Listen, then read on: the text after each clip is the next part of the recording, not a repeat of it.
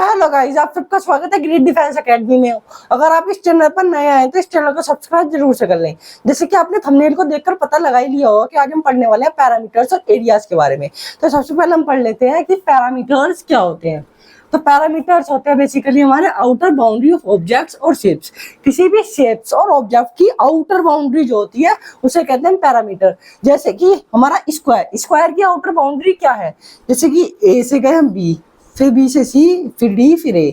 तो ए से B, C, D और फिर दोबारा ए, मतलब ए से चल के दोबारा ए पे आ गए, जो इसकी बाउंड्री है चारों तरफ की, कहेंगे हम पैरामीटर।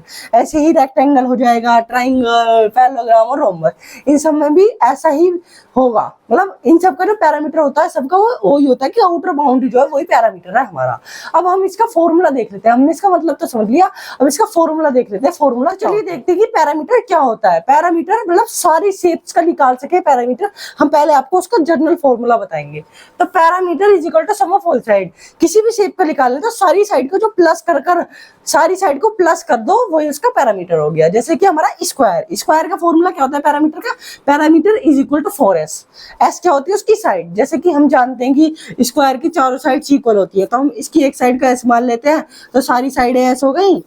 अब हमने यही ये क्या है, जैसे एक साइड प्लस दूसरी साइड, तीसरी साइड और चौथी साइड, अब सारी साइड्स को प्लस कर दिया इज इक्वल टू 4s, मतलब पैरामीटर। स्क्वायर का क्या आ गया है, पैरामीटर। तो चलिए देखते हैं कि रेक्टेंगल का फॉर्मूला आया कहां से और क्या होता है। तो पहले देख लेते हैं कि रेक्टेंगल का पैरामीटर का फॉर्मूला क्या होता है। रेक्टेंगल का पैरामीटर का फॉर्मूला होता है 2l प्लस बी।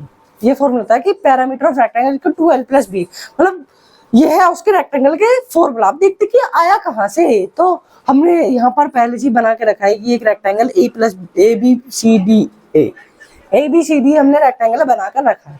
तो हमने जैसे कि पढ़ा है कि पैरामीटर क्या होता है, सम ऑफ ऑल साइड। किसी भी शेप का निकाला है तो उसकी सारी साइडें प्लस कर दो, पैरामीटर आ जाएगा। तो इसमें भी हम बेसिकली यही करेंगे जैसे हमने स्क्वायर में करा था, जैसे A B plus B C plus C D plus D A B plus B C plus C D plus D A. हम जैसे कि जानते हैं कि रेक्टेंगल की अपोजिट साइड्स इक्वल होती हैं। तो मान लो अगर हमने ए बी को एल माना तो सी डी साथ साथ में एल हो जाएगी, क्योंकि इसकी अपोजिट साइड है। अगर हम बी सी को बी मानेंगे तो ए डी हमारे साथ साथ में ब्रैथ हो जाएगी। तो हमने लिख लिया, मतलब सारी साइडें प्लस कर दी, L plus B plus L plus B. तो L plus B plus L plus B, ये क्या हो गई हमारी सम ऑफ ऑल साइड किसकी, रेक्टेंगल की। अब जब हम इसे आगे बढ़ते हुए करेंगे तो ये हो जाएगा 12 प्लस 2b। ये क्या हो जाएगा हमारा 12 प्लस 2b। और जब हम इसे आगे और एक्सटेंड करेंगे, मतलब 2 को कॉमन लेंगे, तो ये हमारा फाइनल फॉर्मूला बन जाएगा। तो आप सीख चुके हैं कि रेक्टेंगल का पैरामीटर का फॉर्मूला कैसा है। तो ऐसे ही हम सब में करते हैं। ट्राइंगल में जैसे 3 साइड्स है उसकी, तो इक्विलेटरल है तो तीनों साइड्स इक्वल होती है, तो एक साइड को एस मान लीजिए। तो जो हम एस प्लस एस मतलब 3 साइड इक्वल है, तो इसके पैरामीटर का फॉर्मूला का 3s।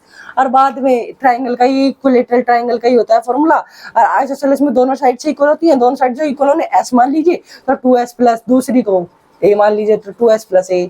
ऐसे करके हम सारे पैरामीटर का वो निकाल सकते हैं। हमने आपको एक ब्रीफ आइडिया दे दिया कि कैसे सबका पैरामीटर निकालते हैं। मतलब इसमें फॉर्मूला याद करने की जरूरत नहीं है, इसमें हमें बस उसका कॉन्सेप्ट पता होना चाहिए कि parameter is equal to sum of all side. मतलब पैरामीटर जो है किसी भी शेप का निकाल सकते हो अगर आपको ये कॉन्सेप्ट पता है कि उसके बस सारी साइड्स को प्लस कर देना है। पैरामीटर का फॉर्मूला उससे ही बना है, तो बस ये आसान लगा। इस पहले एरिया समझने से पहले हम समझ लेते हैं कि एप्लीकेशंस ऑफ पैरामीटर, की हमारा जो पैरामीटर का फॉर्मूला है या कॉन्सेप्ट है हमारी डेली लाइफ में कहाँ कहाँ यूज होता है। तो चलिए देखते हैं।